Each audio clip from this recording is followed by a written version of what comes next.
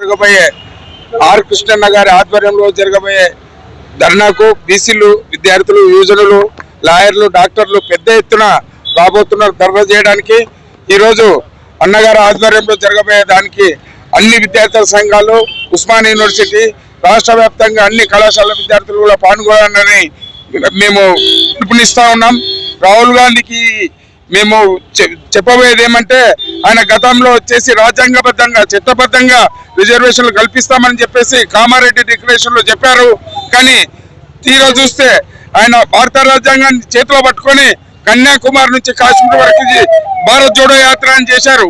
మరి ఆయనకు రాజ్యాంగంలో ఏమున్నదని తెలియదా? ఈ రాష్ట్రంలో పరిపాలిస్తున్న సీఎం రేవంత్ రెడ్డి గారికి తెలియదా? ఆయన బిల్లు అసెంబ్లీలో బిల్ పాస్ చేసేటప్పుడు, బిల్లు పెట్టేటప్పుడు 42% చట్టబద్ధంగా, న్యాయబద్ధంగా, రాజ్యాంగబద్ధంగా ఏ విధంగా ప్రాసెస్ చేయాలనేది తెలియదా? తూతూ మంతనంగా బిల్లు పెట్టేసి బీసీలకు ఏదో రిజర్వేషన్లు కల్పిస్తున్నామని చెప్పి నమ్మించి మోసం చేయడం దగా ఇది. దీనికి రాష్ట్ర వ్యాప్తంగా బీసీలు ఏకమై ముక్త కంఠంతో ఖండిస్తూ ఉన్నారు. మరి అన్నగారి ఆధ్వర్యంలో రేపు జరగబోయే పార్లమెంట్ లో కూడా కాంగ్రెస్ పార్టీ నుంచి వాళ్ళు ఉన్నారు కాబట్టి వాళ్ళు బిల్లు మాకు మద్దతు తెలపాలని చెప్పేసి కోరుతా ఉన్నాము. వాళ్ళు ఇంకోటి, ఇంతకుముందు ప్రియాంక గాంధీ కూడా వచ్చేసి మనకు హైదరాబాద్ లో విద్యార్థులకు అందరికీ ప్రతి ఒక్క విద్యార్థికి స్కూటీ ఇస్తా అని చెప్పింది. ఎక్కడ పోయింది స్కూటీ? ప్రతి ఒక్క నిరుద్యోగులకు 5,000 రూపాయలు ఇస్తామన్నది ఎక్కడ పోయింది? ఆమె తిరిగి ఇప్పటి వరకు చూడలేదు.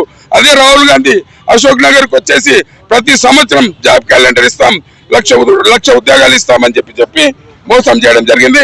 దీన్ని తీవ్రంగా ఖండిస్తున్నాం. జరగబోయే డిసెంబర్ 10 తారీఖున ఢిల్లీలో జరగబోయే ధర్నాకు పెద్ద ఎత్తున హాజరు కావాలని పిలుపునిస్తాం.